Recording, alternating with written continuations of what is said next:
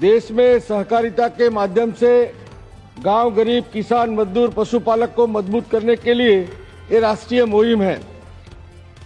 मैं माननीय मंत्री जी से पूछना चाहता हूं कि गुजरात में केंद्र सरकार और गुजरात राज्य सरकार मिलकर सहकारिता क्षेत्र में क्रांति ला रहे हैं। इसके ध्यान में रखते हुए एनसीईएल और एनसीओएल की क्या परिस्थिति है? माननीय सभापति महोदय, सहकारिता से दृष्टि से गुजरात एक अग्रणी राज्य है, जिसमें हमने जो अभी 3 सोसाइटी जो मल्टी स्टेट बनाई है उसमें बहुत सारे मेंबर्स गुजरात से बने हैं। एनसीएल के सदस्यों में गुजरात आज देश में अग्रगण्य सबसे ज्यादा मेंबर्स गुजरात से बने माननीय सभापति महोदय, और इसे कम से कम करीब 4000 सोसाइटीज जो गुजरात से एनसीएल की सदस्य बन चुकी है, और उसमें से लगभग 2300 सहकारी संस्थाएं एनसीओएल की भी सदस्य बनी है। मैं ये सदन को बताना चाहूंगा कि एनसीओएल अमूल के साथ मिलकर अपने ऑर्गेनिक उत्पादों, जो किसानों के ऑर्गेनिक उत्पादों का ब्रांडिंग और मार्केटिंग भी गुजरात में आप कर रही है, जिससे किसानों को अपने उत्पाद का बाजार मूल्य से अधिक मूल्य मिल रहा है। इसके अलावा एनसीओएल गुजरात के प्रामाणिक जैविक किसानों के समूह को मार्केट सपोर्ट प्रदान करने की भी प्रक्रिया अभी शुरू कर रहे हैं। Ministry of Cooperation is aware that the NABARD, National Bank Agriculture and Rural Development, has significantly reduced the refinance limit for crop loans provided to Central Cooperative Bank and Agriculture Cooperative Societies from the previous limit of 70% to 25% of their eligible lending.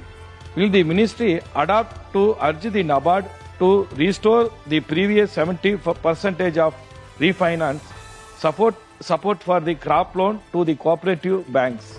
Thank you, sir. माननीय सभापति महोदय, आज का सवाल NCL, एनसीओएल, ये multi state society जो हमने बनाई है उसके बारे में स्पेसिफिक पूछा है। माननीय सदस्य ने जो सवाल पूछा नाबार्ड के बारे में, ये आज के मूल प्रश्न से अनुरूप नहीं है।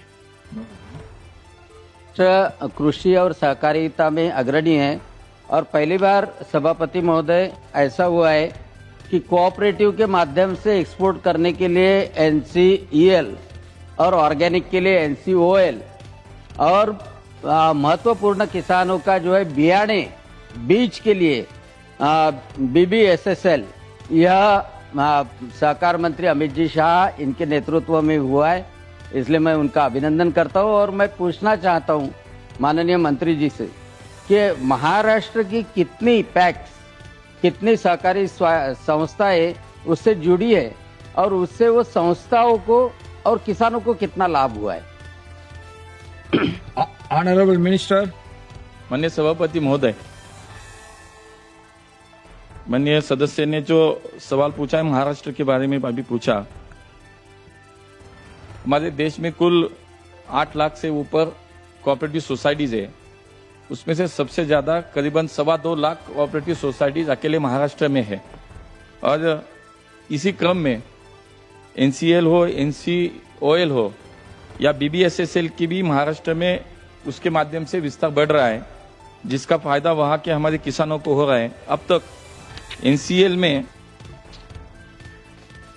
में करीब 1100, एनसीओएल में महाराष्ट्र में 300 से अधिक, और बीबीएसएसएल में लगभग 5000 सहकारी संस्थाएं जो अभी इन 3 सोसाइटी की सदस्य बनी है। मैं सदन को बताना चाहूंगा कि एनसीओएल ने पंजाब राव देशमुख कृषि मिशन के तहत 11 संस्थाओं के साथ एमओयू किया है, जिससे ऑर्गेनिक चना, तूर ऐसे उत्पादों को खरीद भी जा रहा है। एनसीएल के द्वारा महाराष्ट्र की सहकारी संस्थाओं से केला हो, प्याज हो, हल्दी हो, अनार और अंगूर का भी निर्यात अब किया जा रहा है। इसके साथ ही बीबीएसएसएल पारंपरिक बीजों के संवर्धन के लिए और प्रसार के लिए महाराष्ट्र में स्थित बीज बैंकों के साथ मिलकर टिश्यू कल्चर लैब भी अभी बनाने पर उसका काम चल रहा है। इसका मतलब है कि महाराष्ट्र में भी ये तीनों संस्थाओं के माध्यम से बहुत सारी वहाँ की संस्थाएं, कोऑपरेटिव सोसाइटीज इस संस्थाओं से जुड़ रही है, और इसका काम भी बढ़ता जा रहा है।